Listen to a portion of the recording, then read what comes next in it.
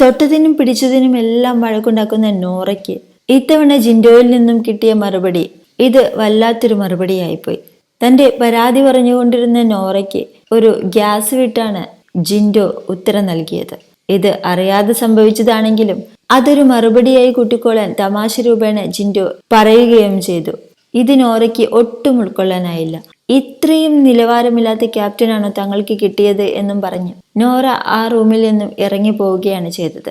ഇതിനുശേഷം ഡൺ റൂമിൽ പോയി ജാസ്മിൻ, ശ്രീതു, റസ്മിൻ എന്നിവരോട് ജിൻഡോ കാണിച്ച പ്രവൃത്തിയെപ്പറ്റി നോറ പറയുന്നുമുണ്ട്. എന്നാൽ ഹൗസിൽ ബാക്കി എല്ലാവരും ഇതിനെ ഫണ്ണായി മാത്രമാണ് എടുത്തത്. താൻ അറിയാതെ ചെയ്തതാണെന്ന് ജിൻഡോയും പറഞ്ഞു. ഇനി ഇതിൽ പിടിച്ചു കയറലേ എന്നാണ് നോറയോട് ജിൻഡോ പറഞ്ഞത്. എന്നാൽ നോറ അതും ഒരു ഇഷ്യൂ ആക്കി.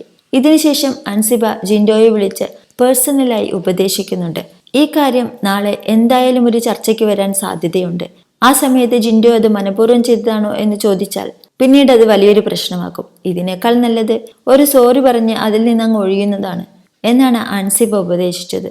ഇത് പ്രകാരം ജിൻഡോ നോറയുടെ അടുത്ത് പോയി താൻ അറിയാതെ ചെയ്തതാണെന്നും താൻ ചെയ്ത ആക്ടിന് സോറി പറയുന്നു എന്നും നോറയോട് പറഞ്ഞു. ഇങ്ങനെ ഈ പ്രശ്നം സോൾവ് ചെയ്യുകയാണ് ഉണ്ടായത്.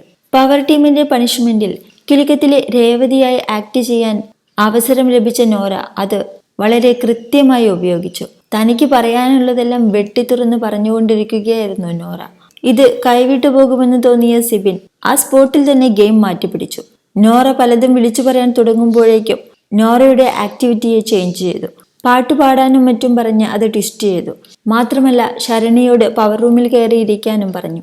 സദാസമയം കരഞ്ഞു നിലവിളിച്ച് തന്റെ പ്രശ്നങ്ങൾ പറഞ്ഞുകൊണ്ടിരിക്കുന്ന നോറയ്ക്ക് ചിരിച്ച് ഹാപ്പിയായി കിലുക്കത്തിലെ രേവതിയുടെ റോൾ ചെയ്യാനുള്ള പണിഷ്മെന്റാണ് പവർ ടീം നൽകിയത്. ഇത് വളരെ നല്ലൊരു ഫൺ എലമെന്റായി ബിഗ് ബോസ് വീട്ടിൽ കണ്ടന്റ് ഉണ്ടാക്കി. ഈ ആക്ടിൽ സ്ക്രീൻ സ്പേസ് മുഴുവനും നോറ കൊണ്ടുപോയി എന്ന് തന്നെ വേണം പറയാൻ.